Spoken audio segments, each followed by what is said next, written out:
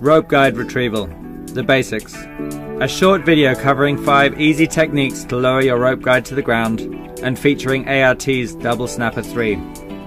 ART for the art of tree climbing. So what I've got here is 60 metres of throw out line, which is a very light line, any sort of throw line will do. And to the end of that line, I've got a small accessory carabiner that's attached with a secure knot. What I'm doing at this line is I'm going to pass it above a branch, above the rope guide, nearby. This one's off to the side a bit, but it's still above, which is great for me. And I'm taking the accessory carabiner and just snapping it in between the cam and the ring on the end of the rope guide. So anywhere between there is fine. And that runs up along this branch above, and that will assist me to retrieve my rope guide safely. So the main issue with using a retrieval line like this is that it can sometimes interfere with the work that you're undertaking. So it's important to find a trajectory when you're throwing out the bag where it's not going to be in the way. Stand clear.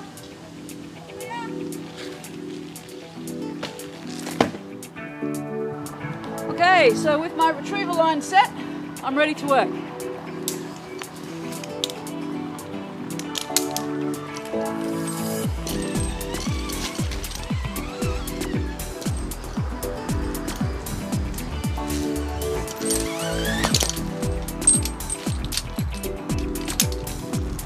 So when it's time to retrieve my rope guide, I need to make sure I've got full control of the light line. And one easy way to do that is to stand on it. I can retrieve my rope guide as normal. Okay, stand clear.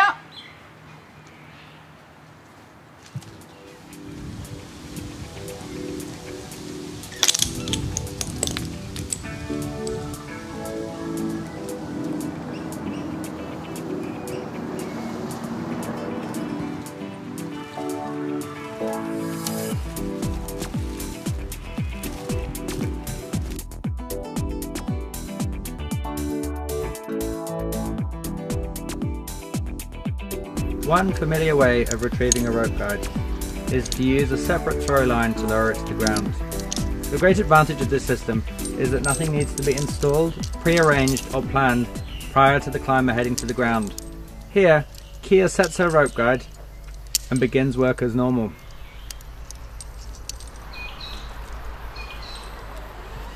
When she's finished in the tree, she detaches from her system and fetches her throw cube.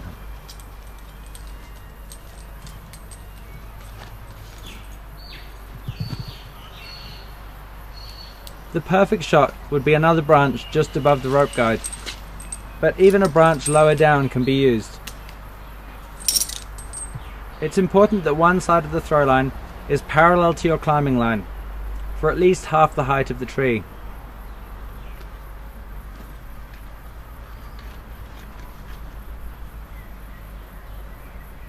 Stand clear.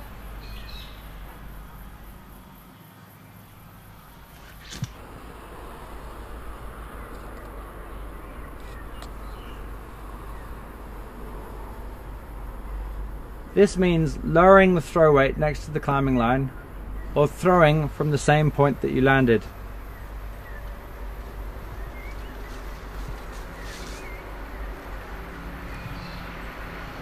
So now I've got my throw line set, I'm ready to lower my rope guide. So all I need to do now is grab an accessory carabiner off the cube, attach that to the weighted end, and attach this accessory carabiner to the running end of my climbing line and pull this up into the tree.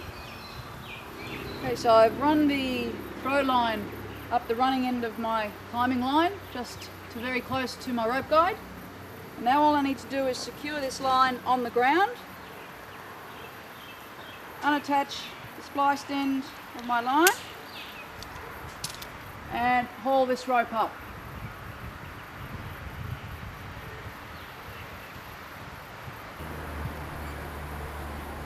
and clear.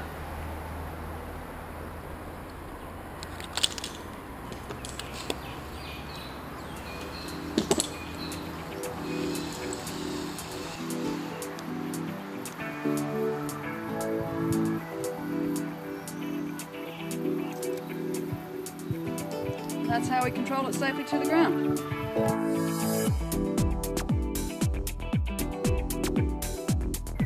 The main disadvantage of this system is that throwing a line into a tree when you've finished working it can be asking for trouble. Oh, you hit it!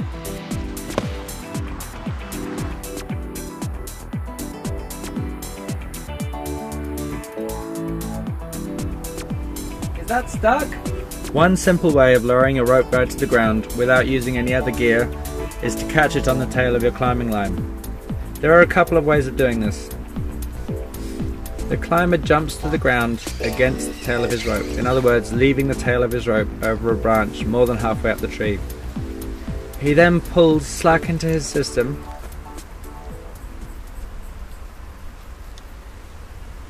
and attaches the tail of the rope to the running part of his line above the friction device.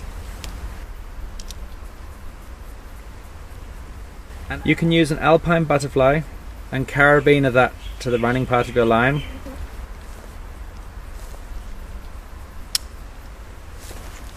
or a bowline tied with a bight, or any other inline knot that's appropriate.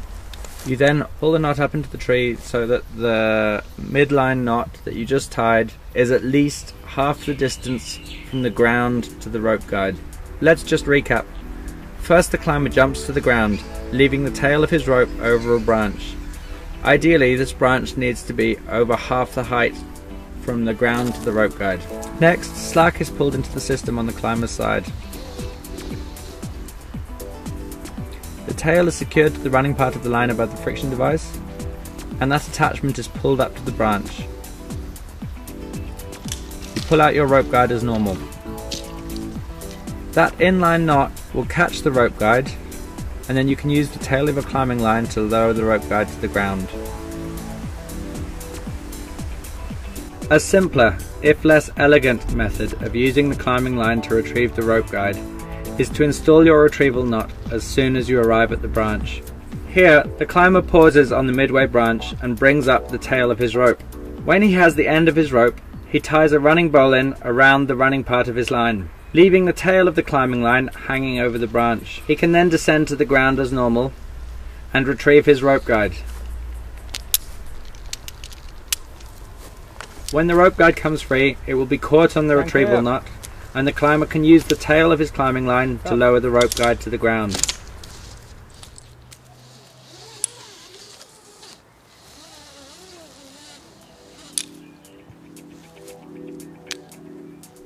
Another brief recap.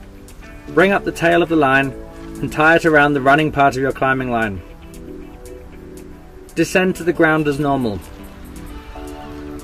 When you retrieve your rope guide, it will become caught on the retrieval knot you previously installed, and you can use the tail of your climbing line to lower the rope guide to the ground.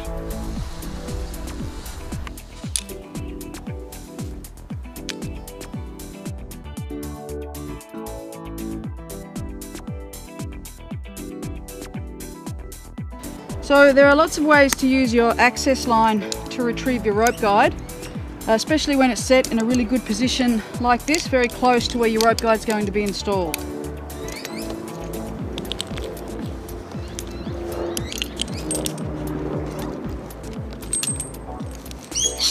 So one rather specific method of using your access line to retrieve the rope guide is to install it right from the start when you're climbing.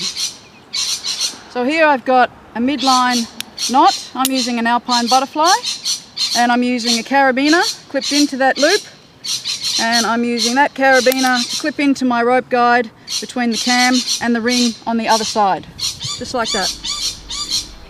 And Kia heads to the ground. When she pulls out her rope guide, it will be caught on the carabiner, and she can use the access line to lower the rope guide as planned.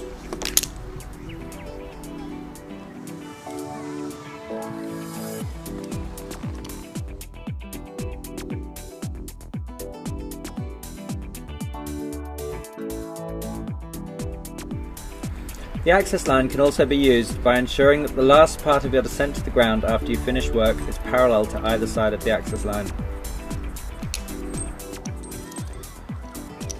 So when I'm ready to retrieve my rope guide using the access line, simply tie a midline knot. In this case I'm using the alpine butterfly.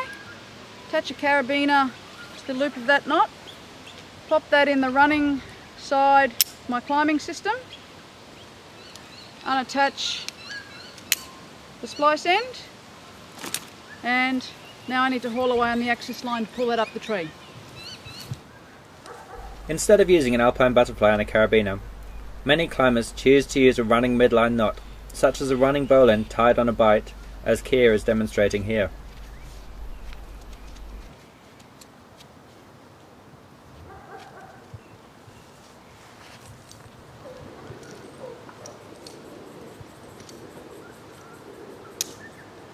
So it's important to ensure the midline knot is hauled halfway up the height of the tree to where your rope guide is.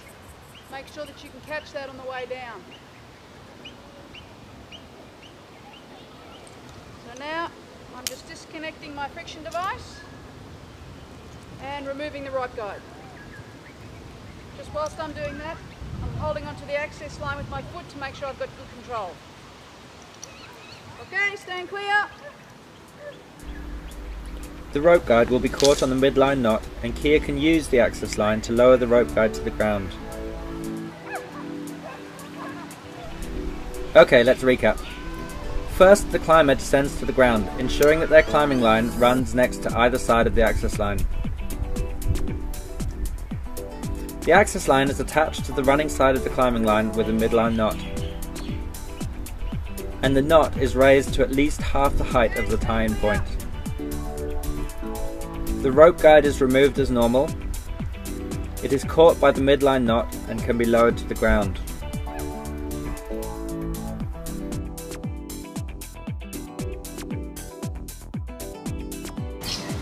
So ART have come up with a customised solution for rope guide retrieval, and it's called the double snapper. So I'm going to install that into the tree now that once I've put my rope guide in. I'm just installing my rope guide in this crutch. So once I've installed my rope guide, got it in the position I'm after, take my double snapper, girth hitch that around the strop of the rope guide and let that hang in place. So now it's time to install my rope. So as per normal, I'll pass the splice die and the bobble through the cocoon, but this time I also capture the bobble and the splice die through the barrel of the double snapper. So with my system set up like this, I'm able to retrieve my rope guide anywhere within the canopy and actually re-anchor as normal, but also the advantage of the double snapper is that when I reach the ground, I can actually install a light line on the end of my climbing line and retrieve the rope guide safely with full control.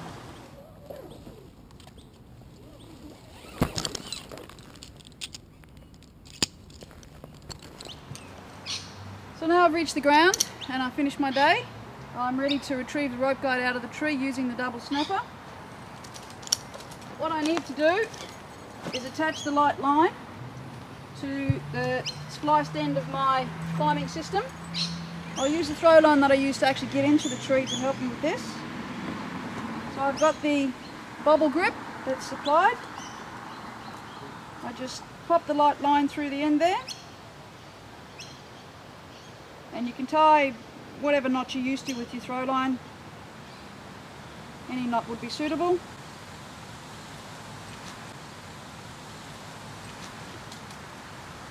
Take the bobble on the splice end, clip that into the bobble grip, and in this case I'll stand on my light line so that I can get some friction and control,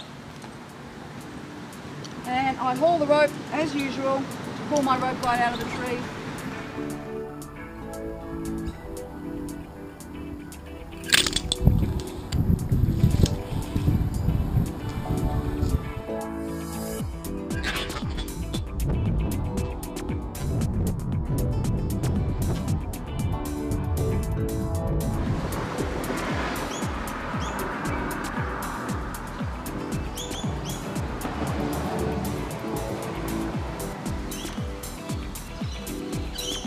There you have it.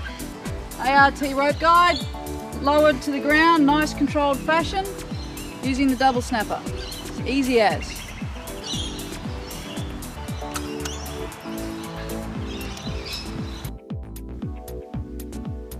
ART for the art of tree climbing.